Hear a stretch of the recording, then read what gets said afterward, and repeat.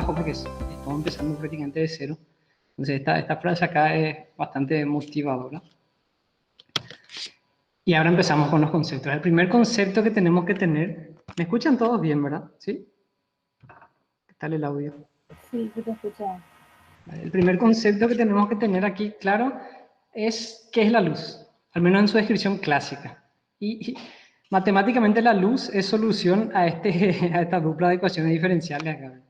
O sea, la luz es una perturbación, la interpretación clásica del campo electromagnético. Y una de las posibles soluciones a este sistema de ecuaciones es la de onda sinusoidal plana, que es la forma más sencilla que tenemos de expresar, ¿verdad?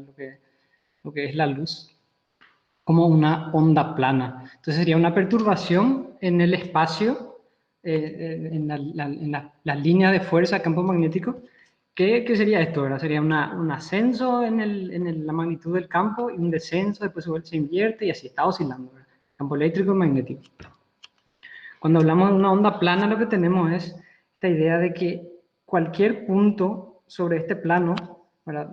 Está presente esa radiación ahí electromagnética, esa onda va a tener una misma dirección de propagación.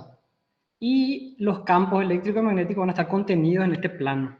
O sea, esa es la descripción de lo que sería una onda plana. Y matemáticamente tiene esta estructura que se ve aquí. Y acá lo importante es esta parte que está aquí en el exponente, que es la componente oscilatoria, vamos a decirle, del campo, ¿verdad? Que a esto se le llama fase como un todo. Y es clave para lo que va a venir después. Así que quede nomás eso en mente, ¿verdad? Yo puedo expresar así lo que es la luz, y que al ser una oscilación, bueno, tiene fases, tiene una frecuencia, tiene una longitud de onda. La longitud de onda sería el espacio que recorre esta perturbación durante una oscilación, o sea, cuando completa una oscilación. Y la frecuencia es el número de oscilaciones que da por segundo, ¿verdad? Y son estos términos aquí. Esto estaría relacionado a la longitud de onda, se llama vector de onda, y esto contiene información sobre la frecuencia.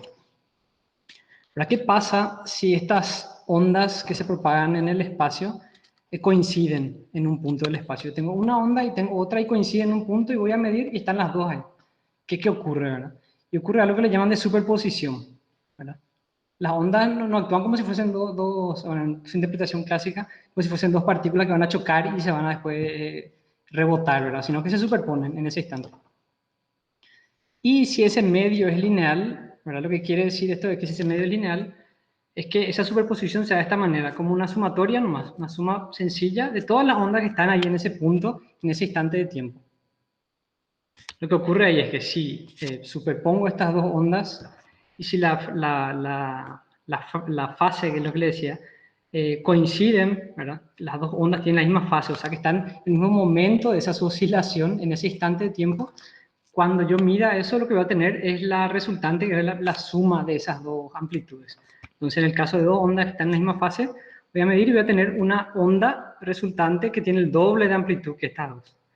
Y a esto se le llama interferencia, o sea, una interferencia constructiva. Y cuando se da lo contrario, o sea, cuando están totalmente desfasadas, 180 grados, o sea, que cuando una está en su pico, la otra está en su pico inverso, ¿verdad? En su valle. Entonces lo que ocurre es una interferencia destructiva. Yo sumo estas dos ondas y tengo nada, cero, ¿verdad? Se aniquilan de cierta manera instantáneamente ahí. Pero obviamente una vez que salen de ahí van a seguir estando como si no pasó nada. Esa es una propiedad de la oscilación, de las ondas. Y dentro de ese concepto también de superposición y todo, y de frecuencia, aparece la idea de lo que es una luz coherente, ¿verdad? Que es muy importante para lo que viene después. Y luz coherente se refiere a radiación luminosa donde todos esos rayos, ese campo tienen, todos esos rayos o esa luz, esa componente ahí, tienen la misma frecuencia y la misma fase, y se propagan con la misma dirección. Y eso es muy importante para la técnica. Y ese es el tipo de luz que se emiten en los láseres. Que el estudio del láser en realidad es otro tema, ¿verdad? Mucho más profundo relacionado a emisión estimulada de luz, que ahí implica saber cuántica y cosas así. Yo no me voy a meter a explicar eso. Voy a agarrar estos conceptos de electromagnetismo clásico y con eso vamos a construir la técnica porque es sencillo. Acá todo bien, entonces ya sabemos, la luz es una perturbación, una oscilación. Al ser una oscilación de este tipo, se superpone cuando pasan, o sea, cuando coinciden dos rayos de luz en un mismo punto del espacio en un instante de tiempo. Y aparece el concepto de luz coherente cuando todos los rayos de luz tienen la misma frecuencia y la misma fase y se propagan en una misma dirección. Debido a estas propiedades de onda, ¿verdad? Ocurren cosas interesantes acá que la gente de física, bueno, ya maneja bien, pero si hay gente de colegio y todo ahí que capaz no, o esté dando ahora, y ocurren cosas extrañas como este tipo de interferencia, de patrones de interferencia, que se dan cuando esta luz, esa onda plana, se encuentra con un obstáculo y un hueco en ese obstáculo, o sea, una rendija o una apertura en un obstáculo. Lo que ocurre acá es que la luz, esa onda plana, se difracta e interfiere consigo mismo. Bueno, esto le llaman difracción. Entonces lo que se tiene como resultante de esta interferencia de la luz consigo misma, acá del mismo frente de onda, es un patrón de interferencia, un patrón característico dependiendo aquí del ancho de esta apertura y cosas así. ¿Verdad? Cuando el ancho de esa apertura es muy pequeño, es menor que la longitud de onda, generalmente tenés solo un frente de onda esférico como este que tenemos aquí, ¿verdad? Que no hay interferencia consigo, salvo que haya otro patrón, otra apertura igual, y ahí sí va una interferencia. Pero cuando es un poquito mayor que la longitud de onda, ya interfieren consigo mismo en la luz. Si esa luz atraviesa una apertura que es esférica, se forman este tipo de patrones de interferencia que se llaman disco de aire. Ahora, ese mismo tipo de interferencia o de fenómenos de interferencia ocurren también cuando la luz se encuentra con un obstáculo que no necesariamente es un obstáculo macizo con una apertura, sino lo contrario. Tengo espacio libre, pero tengo ahí un obstáculo puntual, una partícula. Cuando esa partícula es grande respecto a la longitud de onda, ocurre algo que se llama difracción de Fraunhofer, una difracción geométrica, la forma más sencilla, vamos a decirle, de difracción. De hecho, que coincide, cuando esta partícula es muy grande, el patrón de interferencia que se va a formar es el mismo que se forma acá, en el disco de aire, también una difracción de Fraunhofer. A medida que vas achicando el tamaño de esa partícula, ocurren cosas más jodidas, ¿verdad? En teoría de dispersión de luz. Por ejemplo, la dispersión de Mie o dispersión de Rayleigh. Nosotros no nos metemos aquí, vamos a usar solo este concepto de difracción, de dispersión geométrica, para entender lo que va a pasar, cómo se genera lo que le llamamos patrón de espejo. Entonces ya tenemos luego una oscilación, pues puede superponer, interferir cuando atraviesa una ranura en un obstáculo o cuando se encuentra con un obstáculo macizo ahí.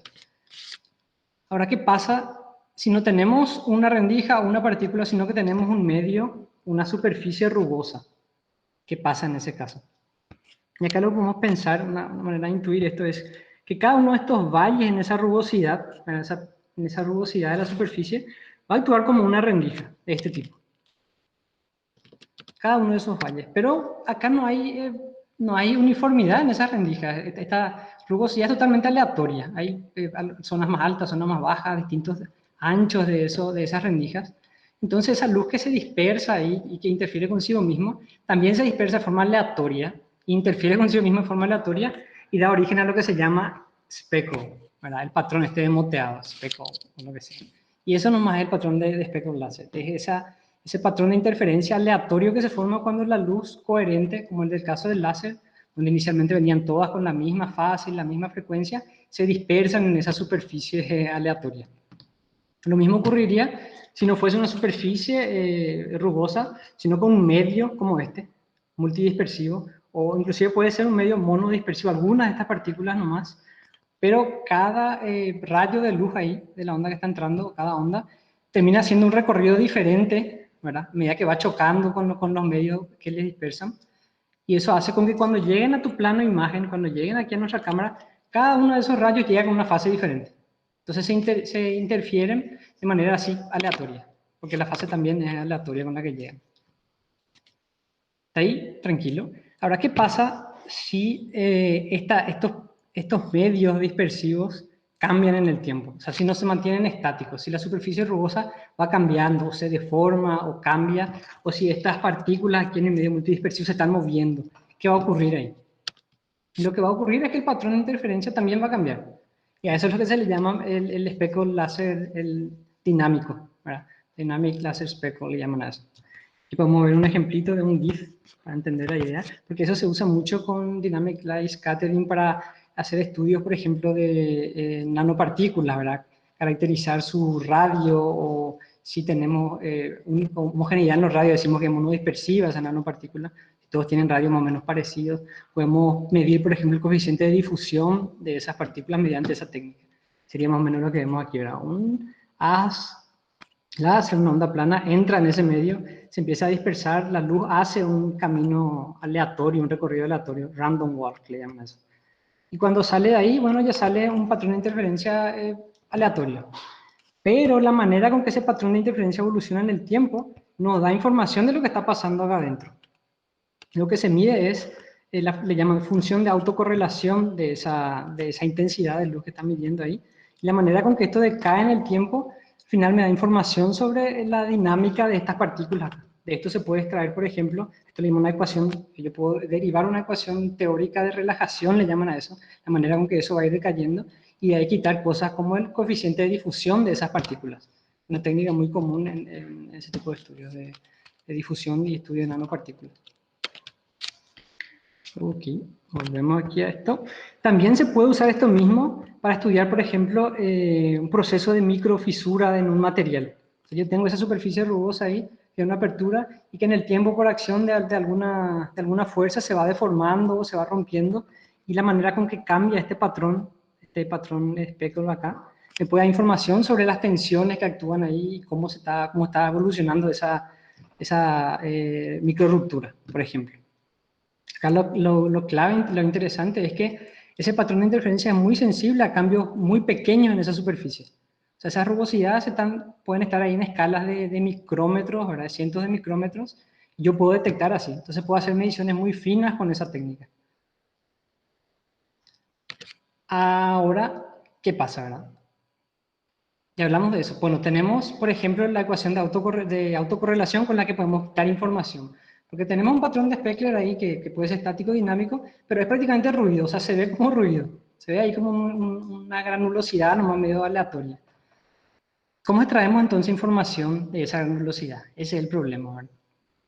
Y hay muchas formas de hacer, hay muchas propuestas. Generalmente cuando se trabaja con el caso dinámico de fluido o de flujo de sangre, por ejemplo, lo que se hace es estudiar el contraste de esa imagen. Se hacen análisis de contraste temporal y espacial. Y acá para entender un poquito por qué el contraste, ¿verdad? No sé si tienen una noción de lo que es contraste, pero hay que entender algo respecto a cómo tomamos esas medidas. Es que cuando una cámara captura luz, el sensor de la cámara se expone a esa luz por un determinado tiempo. Eso se llama un tiempo de exposición. No es capaz de capturar esa luz de forma instantánea, medir intensidad instantánea, sino que se expone por algunos milisegundos y captura entonces información. ¿Qué pasa si ese patrón de interferencia o ese patrón de espectro está cambiando en el tiempo durante mi tiempo de exposición? Entonces luego lo que va a ocurrir es le llaman eso blurring, ¿verdad? Va a ocurrir un suavizado, se va medio... Piensen en cuando están tomando una foto con su modo de larga exposición de la cámara. Ahí si toman una foto de algo va a parecer que es borroso y algo que se mueve así, ¿verdad? Entonces, el contraste define eso. El contraste es menor cuanto más borroso sea tu foto, porque distinguir menor una zona de otra, ¿verdad? No hay buen contraste. Entonces de ahí sale la idea sencilla de que el contraste te da información sobre cómo se está moviendo lo que se está moviendo. Te da información de la velocidad o del flujo del cambio de ese patrón.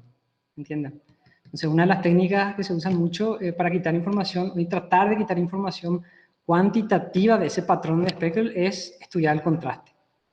Pero a veces las cosas se complican. Existen otras cosas, otros métodos, ¿verdad? Que por ejemplo el contraste de Briers, que te da información sobre qué parte de ese medio está estático y qué parte se mueve. Te da una suerte de proporción entre lo que es estático y lo que es dinámico en ese medio que está dispersando esa luz. ¿Sí? Ahora viene el problema grande. Que, bueno, si estamos trabajando con una superficie nomás, un material, entonces eso es bastante inerte, entonces no pasan muchas cosas, es sencillo trabajar. Estamos trabajando con una solución, ¿verdad? Con nanopartículas que se mueven por movimiento browniano en esa solución. La cosa se complica un poco más, pero todavía es sencillo. Ahora, ¿qué pasa cuando hacemos eso con un tejido biológico? Y ahí la cosa se complica porque ocurren demasiadas cosas. Es un sistema físico complejo. Cualquier sistema biológico es un sistema físico complejo. Hay demasiadas variables, demasiadas interacciones, entonces se complica muchísimo la vida todo ahí. Y es difícil ya entonces extraer información cuantitativa. O sea, porque ya no hace sencillo derivar, por ejemplo, una ecuación de relajación, como en el caso del movimiento browniano para nanopartículas.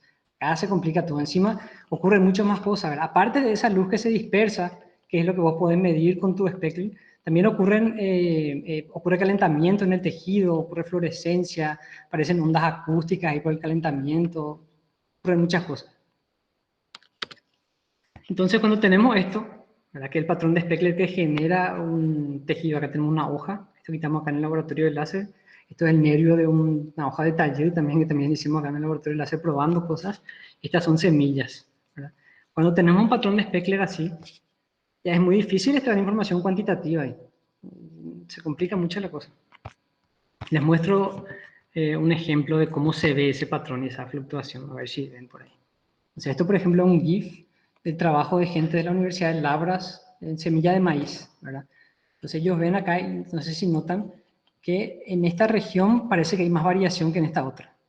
Está relacionado, creo que con se llaman embrión, eso era semilla, es mucho de semilla, ¿verdad? Pero ahí se puede distinguir distintos tejidos, porque tienen una fluctuación diferente, o sea, la manera con que los scatters de luz, los dispersadores de luz se mueven en distintos tejidos es diferente. Entonces también el patrón de interferencia y su manera de evolución temporal es diferente. La manera con que evoluciona en el tiempo es diferente. Les muestro otro video muy interesante. Para mí, no sé si para todos, pero... Esto sería el nervio este de la hoja de taller siendo visualizado con luz blanca. O sea, acá no es luz coherente, es luz que viene con mucha diferencia, con luz donde hay muchos componentes, distintas frecuencias, donde no están todos en fase, entonces es luz blanca. Y se ve esto, ¿no? De hecho, inclusive aquí en el fondo yo a la par superpuse también el láser. O sea, lo que hice fue iluminar con luz blanca, pero en el fondo el láser está atravesando esa muestra. Entonces ya vemos ya alguna granulosidad medio rara acá. Ya se debe al patrón de Speckler ahí. Pero la luz blanca es la más intensa, la que predomina aquí. ¿Sí? Entonces se ve así, ya está. No hay mucha información, ¿verdad? Ya, eso es lo que tenemos. Ahora, ¿qué pasa si quitamos esa luz blanca y dejamos solo la luz coherente? Fíjense en lo que pasa. Entonces ahí ya tenemos el patrón de Speckler oscilando. La luz atraviesa, eso se dispersa. Y ese patrón de interferencia que genera se genera por la dispersión de luz coherente nos da esta información acá de que algo se está moviendo ahí, ¿verdad? Y acá tiene sentido, bueno, si se fijan, hay más movimiento aquí en el nervio, ¿verdad? Obviamente porque hay flujo de savia o todo lo demás, que en el mesófilo, no sé si se llama mesófilo, la lámina de la hoja, ¿verdad? Acá ya está. Lo mismo podemos ver en esta imagen. Luz blanca, se ve así. Quitamos la luz blanca y dejamos solo la luz coherente, la luz del láser, y vemos eso. Ese sería el patrón de bioespejo, oscilando ahí en el tiempo. Sí. Y ahora surgió una idea cuando estábamos haciendo estas primeras pruebas, es ver si podríamos quitar información cuantitativa también, porque se suele usar esta técnica para extraer información sobre flujo de sangre. O sea, si tenés una vena nomás, entonces medio podés aislar el resto del tejido y tener solo el patrón de Speckle que está generando los glóbulos rojos que se mueven ahí en la sangre, el patrón de dispersión. Entonces se puede tratar de medir flujo de sangre. Queríamos ver si podíamos hacer lo mismo con savia, porque es muy raro que aquí ya no se haya hecho, parece muy sencillo hacer, pero no es tan sencillo. Estuvimos probando algunas cosas y después les voy a mostrar algunos resultados. No es tan sencillo como trabajar con el caso de tejido animal de los nervios de la vena, porque en la planta hay una componente estática muy fuerte. O sea, las células de la planta, por tener pared celular, creo yo, son mucho más rígidas. Entonces, sobre mi patrón, yo no tengo una fluctuación total, ¿verdad? Tengo algo que se llama un patrón no ergódico, le llaman a eso. Tengo una componente estática muy fuerte que hay que limpiar y quitar del medio para poder hacer los análisis de flujo, por ejemplo. Pensando en eso, ¿verdad? En la complejidad de los tejidos biológicos y que es muy difícil aplicar métodos ahí para extracción de información cuantitativa, lo que se hace es directamente hacer un análisis cualitativo. Sería ver, bueno, cada píxel veo cómo varía la intensidad y voy entonces haciendo un mapeo acá. Bueno, en esta región varía mucho más que en esta región. De forma cualitativa clasifico. Ah, porque esta región es un tejido diferente a esta región. Y hago un análisis totalmente cualitativo del patrón de espejo. Y ahí hay dos posibilidades. Puedo hacer un análisis cualitativo numérico, ¿verdad? Defino algún un parámetro numérico, en este caso un momento de inercia, por ejemplo, se puede definir, se calcula lo que se llama la matriz de concurrencia de la intensidad, se define un momento, el momento de inercia de esa matriz de concurrencia. Y se usa eso como criterio. Entonces yo tengo un tejido, su momento de inercia, hago el patrón de Speckle y mido. Le aplico algún tratamiento a ese tejido o cambio algo, algún parámetro ahí en el medio y vuelvo a tomar el momento de inercia. Y uso el momento de inercia como una variable observada y para tratar de correlacionar las cosas que están ocurriendo con ese tejido, sin poder extraer información directa, física de lo que está pasando en el tejido. No estoy midiendo exactamente el flujo de partículas o la velocidad o la deformación, sino que estoy haciendo de forma cualitativa, quito un índice cualitativo de espejo. Existen muchos otros índices, existen índices que se hacen no en escala en el tiempo, sino se hacen en frecuencias, en el dominio de frecuencias, por ejemplo. Y después están los índices gráficos, que son más sencillos de entender inclusive porque lo que hago es pongo esa variación del speckle en un mapa, ¿verdad? En un gráfico. O sea, claramente puedo diferenciar en el caso de la semilla que existen regiones que van a tener una actividad diferente a la otra porque aquí están pasando cosas diferentes a lo que pasan aquí. No sé mucho de semillas, así que no puedo comentarles, pero les digo que eso es un camino, ¿verdad? Para tratar con esa complejidad. Entonces nos vamos directamente, usamos métodos cualitativos y métodos gráficos. Quitamos información así. Por ejemplo, vemos el caso también de la gente de Labras de Brasil, donde se hace un análisis de frecuencia del patrón de espectro y se encuentra que la fluctuación que ocurre en esa región, que no sé si era se llama Perma o cómo se llama esto, lo que ocurre en esta región es claramente ocurre a una frecuencia específica o a frecuencias mayores, ¿verdad? Si analizo esa misma región a oscilaciones que tienen de frecuencia 0 a 0,31 Hz, casi no hay nada. Pero si analizo a frecuencias mayores, sí. Y es que encontraron que esta es la frecuencia de oscilación, por así decir, de Speckle del agua en el tejido. Entonces, así de una manera ya tenés, bueno, si quiero encontrar agua o ver dónde hay más agua o cómo se está comportando el tejido debido a que hay mayor concentración de agua, entonces hay cierto rango de frecuencia en el que puedo hacer el análisis gráfico de mi espectro. Ahora les voy a mostrar algo que tomamos ya aquí en el laboratorio del láser. ¿Cómo se ve un patrón de speckle de una hoja? Esta es una hoja de mimosa débil que hice, se ve así. Bueno, se ve, ¿verdad? No es tan interesante. Pero si llevo eso a uno de estos métodos de análisis gráfico, ¿verdad? Para esa misma hoja, para este mismo video, puedo ver esto. Si ven aquí. Entonces veo claramente diferentes regiones, aquí el nervio se nota, y se nota algo interesante que es el pulvinus de la hoja, que es una región, un engrosamiento acá en el tallo que tienen estas plantas mecanosensibles, donde parece que hay muchísima más actividad, o sea, algo pasa ahí. Y esto es interesante porque en realidad estas plantas tienen respuesta rápida al tacto, o sea, son sensibles, mecánicamente sensibles. De hecho, todas las plantas son mecánicamente sensibles, creo, pero estas tienen respuesta rápida. Y la zona, las células que son mecanosensibles están en esa región del pulvino, unas células rojas que se llaman ahí, red cells creo que le llaman. Entonces es interesante porque parece que vemos que en el espectro podemos detectar esa diferencia clara de las células del tejido del pulvino con el resto. Y eso es algo nuevo, yo no encontré en revisión aplicando esta técnica para eso. Y eso obtuve hace unos meses aquí en el laboratorio de láser. Ahora, pasando, ¿verdad? Ya estamos ahí. Ya entendemos entonces qué es, creo que es el patrón de Speckle, cómo se genera, bastante sencillo. Y yo creo que ya pueden intuir ustedes todas las aplicaciones que tienen, porque es básicamente eso, es iluminar un tejido, ¿verdad? Con luz coherente, tomar una imagen de eso, un video, y analizar cómo fluctúa ese patrón de interferencia en el tiempo. Y ahí tratar de identificar cosas que ocurren o correlacionar con cosas que ocurren en el tejido, ¿verdad? Y por eso justamente esto se puede usar en estudios médicos, en medicina, ¿verdad? Entonces pueden hacer una revisión de literatura. Este artículo, la gente de física médica, y si alguien está viendo, este artículo es interesante porque hace una revisión de las aplicaciones del análisis de contraste en el espejo en óptica biomédica. Entonces hay muchísimas cosas que se pueden hacer con espectro en ese campo. A ver, lo siguiente es en agronomía, en agricultura.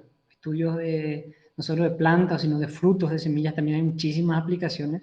Se están desarrollando ahora. El fenómeno ya es conocido desde que se crea se desarrolla el primer láser, ya aparece este fenómeno, la gente ya conocía.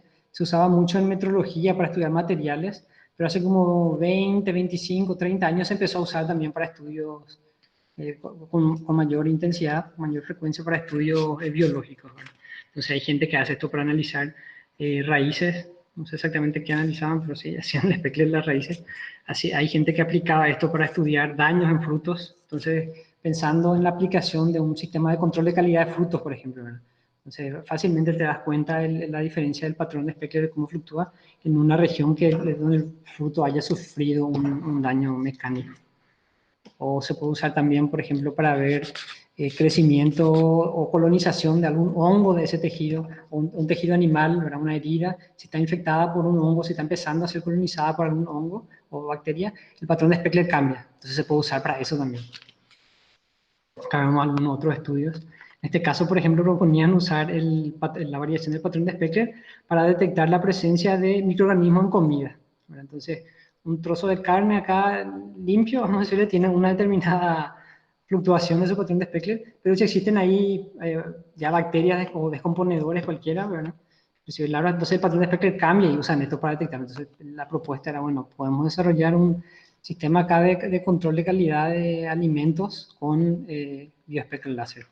Existen muchísimos otros estudios. En este caso, por ejemplo, planteaban, la mayoría se van a fijarse en artículos nuevos, 2015, 2016, algo que estaba bastante fresco todavía. Este estudio lo que proponía era usar esta variación del patrón de Speckler para definir calidad de agua. Porque si en esa agua vos tenés más sólidos suspendidos, si tenés coliformes fecales, por ejemplo, que serían dispersores activos ya no solo que se mueven por movimiento browniano, sino que son bacterias que se mueven por voluntad propia. Entonces el patrón de Speckler cambia y se podría usar entonces esta técnica para hacer una suerte de análisis rápido de calidad de agua. Entonces, si podría montar un equipo portátil que solo sea un haz láser, ¿verdad? Y una camarita barata y pones ahí tu muestra de agua, ves cómo fluctúa el patrón de Speckler en un tiempo y podías hacer ya definir, por ejemplo, si el agua es apta o no para consumo, ¿verdad? Tiene más limitaciones, pero esa es la idea, si venden los autores de este artículo. Así aparecen muchos otros trabajos. ¿Qué es lo que estamos haciendo nosotros en el laboratorio de láser ahora mismo? Estamos probando, estamos jugando ahí porque estamos empezando recién esa línea acá. No es una línea de investigación del laboratorio, o sea, mi trabajo y el trabajo de Santi son los primeros en el tema. Entonces hacemos nosotros montaje experimental, hacemos pruebas de montaje. Pasa siempre que lees un artículo científico y lees su metodología y cuando querés llevar eso realmente a construir te das cuenta que hay muchos detalles que no tenés ahí o no entendés, ¿verdad? Entonces tenés que hacer muchísimas pruebas para ir afinando eso, siempre da mucho trabajo. Entonces, trabajamos haciendo montaje experimental. Nosotros estamos programando también, o sea, las herramientas que usamos para analizar los videos, para capturar los videos. Hacemos la programación de eso. Casi todo hacemos en Python, pero estamos entonces programando y muchas pruebas. Pruebas. Ya tuvimos algunos resultados, vamos a decirle, primeros bosquejos de resultados. Ahora, antes de que empiece la cuestión de la pandemia, yo participé de un evento en Brasil, por ejemplo, donde llevé un póster de un tema más específico, ¿verdad? Sobre el problema este que le comentaba de la no ergodicidad en los tejidos vegetales. Cuando quería aplicar estos métodos de análisis en contraste, encontraba eso de que no conseguía quitar información, vamos a decirle, buena, ¿verdad? Pero el problema era eso, yo tenía una componente estática muy fuerte en el tejido vegetal y no sabía cómo limpiar. Entonces lo que propuse ahí en el trabajo fue, bueno, voy a probar nomás las dos estadísticas, voy a probar la estadística espacial y la temporal y voy a ver realmente si se igualan en algún momento en una ventana temporal corta. Entonces más o menos por ahí fue la jugada. Estuve en San Pablo, en el Instituto de Física Teórica, fue un evento del CIFIR, ¿verdad? Que es parte del ICTP, el Centro Internacional para Física Teórica, y era un evento de física aplicada a biología directamente. Entonces llevé ahí mi trabajo. Ah, estoy en una foto, no sé si se me ve. También estoy tratando esto sí es algo que estoy haciendo independiente del trabajo de grado, de simular. O sea, yo quiero construir una simulación sencilla donde yo pueda asignar una dinámica a esos escáteres y generar un patrón de Speckler. Entonces, como en el tejido biológico es complicado porque pasan muchas cosas, ¿verdad? Y como la instrumentación y los equipamientos que tenemos nos dificultan también montar experimentos bien controlados, ¿verdad? Qué sé yo, experimentos de microfluídica, por ejemplo, ¿verdad? Tenemos unos canales pequeños donde podemos controlar el flujo de fluido ahí en ese canal. Entonces, ese tipo de cosas requiere instrumentación y equipos que no tenemos, entonces podemos tratar de probablemente de modelar, de simular. Entonces estoy tratando de hacer eso. Tomé de referencia dos trabajos que son de gente de Argentina, del CIOPS en La Plata. Prácticamente agarré ideas de este trabajo y metí en ese trabajo, sí, combiné algunas cosas. Estoy tratando de construir una simulación, que no le muestro más detalle de la simulación porque le falta todavía algunos detalles, falta justificar algunas jugadas que hice ahí, que tengo que convencerle a mi orientador de que está bien, y yo ni estoy seguro si está bien o no, ¿verdad? Pero les puedo mostrar algunos primeros resultados. Esto sería un patrón de Speckle simulado, ¿verdad? Acá les puedo mostrar un videito. También puedo simular, por ejemplo, con mi modelo ahora mismo, una región donde los escáteres se mueven a mayor velocidad y otra región donde se mueven solo por movimiento browniano, ¿verdad? Entonces se vería algo como esto que está acá. Un patrón de Speckle. En esta región sería como si fuese una vena o un nervio donde hay un flujo más importante, y por otra región donde se mueve solo por movimiento browniano. Y lo que estoy haciendo, bueno, poniendo a prueba ese modelo. Esto, por ejemplo, es la curva de correlación. No sé si recuerdan esto que les dije sobre DLS, ¿verdad? Sobre Dynamic Light Scattering. Tratar de quitar estas curvas de correlación para distintos coeficientes de difusión. Porque mi modelo me permite establecer un volumen de dispersores que se mueven solo por movimiento browniano, ¿verdad? Entonces, debería ser igual a poner esa solución con nanopartículas en el modelo. Lo que estoy haciendo, bueno, voy a ver qué tal responde. Entonces, cambio el coeficiente de difusión en el modelo dinámico acá de mis scatters, después genero un patrón de Speckler y veo cómo se da, cómo evoluciona la autocorrelación, la función de autocorrelación, y veo el decaimiento, y veo si responde. Y así por lo menos tiene sentido. Sentido físico tiene de cómo está respondiendo el modelo. También probé, por ejemplo, darle al modelo distintos ángulos de incidencia de las, porque eso es algo que se juega, eso es algo con lo que se juega mucho en ese tipo de experimentos para quitar mejor información. Dependiendo del ángulo, la curva decae más rápido o más lento. Entonces yo probé si mi modelo también responde a los ángulos y hay una respuesta. No sé si la adecuada, pero hay una respuesta. Hay que poner otra vez, hay muchas cosas que tengo que probar. Ahora, lo otro que quería comentar es que a la gente de física que esté viendo, gente que esté ahí por mitad de carrera, lo que sea, que está buscando temas, con mi orientador, con el profesor Silvio Báez, inicialmente pensamos en meternos en algo que se llama metrología de vórtices, estudiar vórtices ópticos en el patrón de espectro.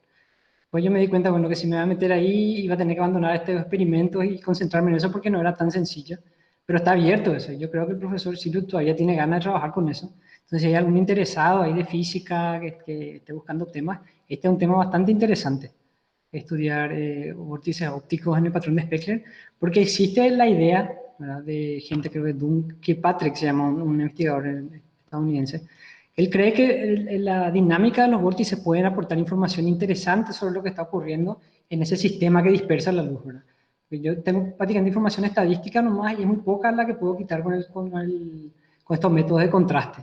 Lo que ellos proponen es que probablemente la manera con que esos vórtices evolucionan en el tiempo también me daría información interesante sobre ese medio dispersor, ¿verdad? O sea, hay que hacer ese puente nomás ahora entre la dinámica de vórtices y lo que está ocurriendo en el tejido o en ese medio dispersor. Que ver nomás cómo hacer eso. Hay unos cuantos trabajos ya que pueden buscar por ahí, leer sobre el tema por si les interesa. Lo último, no sé cuántos minutos tengo, si estoy hablando rápido o no. 41. Lo último que quería comentar acá es reconocer que hay mucha gente por detrás, ¿verdad? O sea, que estamos en el laboratorio de Lance empezando ahora, entonces es muy difícil por eso, ¿verdad? Porque estamos empezando, hay que romper la inercia todavía para empezar este trabajo y empezar esto como una línea. Eso sería imposible realmente si no hubiese mucha gente que está aportando su grano de arena, ¿verdad? Acá, por ejemplo, le puedo citar al licenciado Marcos Franco, que es egresado hace poco, ¿verdad?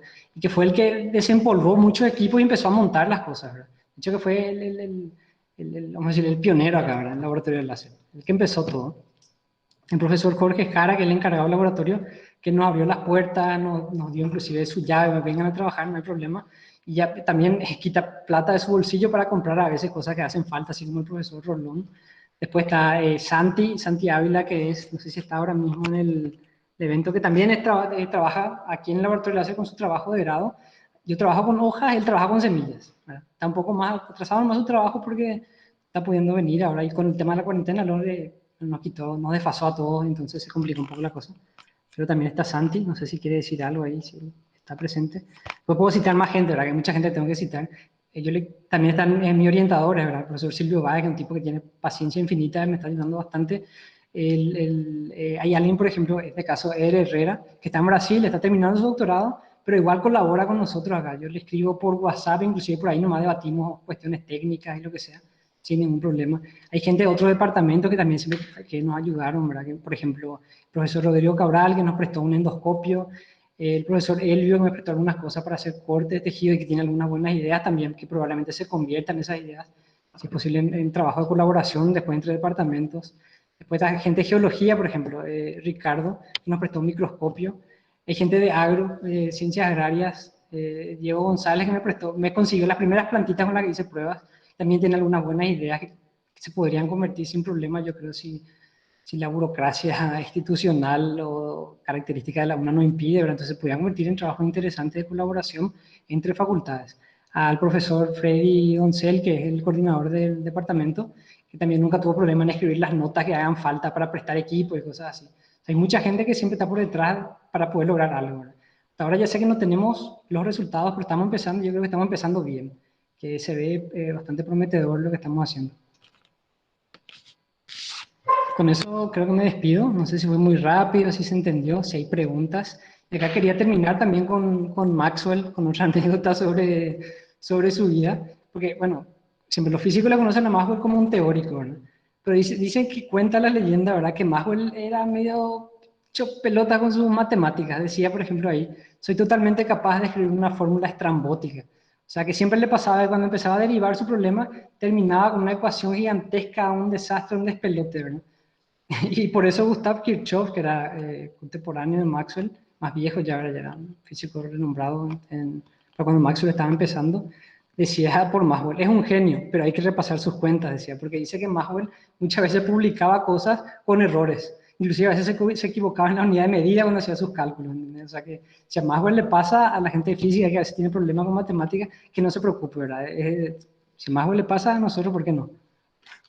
Y para cerrar, quería comentarles también que nosotros tenemos, yo soy fundador con mucha otra gente de física, de un club de física donde siempre estamos haciendo actividades de difusión, pequeños talleres, cursos, ¿verdad? Para enseñar algo de programación, de látex, de física en general. Entonces, les recomiendo a los interesados, gente de colegio, gente de otras carreras, que nos sigan en las páginas, ¿verdad? Siempre estamos haciendo cosas interesantes y ahora con el tema de la pandemia, bueno, es complicado hacer algo presencial, pero ya hicimos varios eventos y vamos a seguir trabajando probablemente. Creo que eso es todo. Muchas gracias. No sé si hay preguntas. Muchas gracias, Eduardo.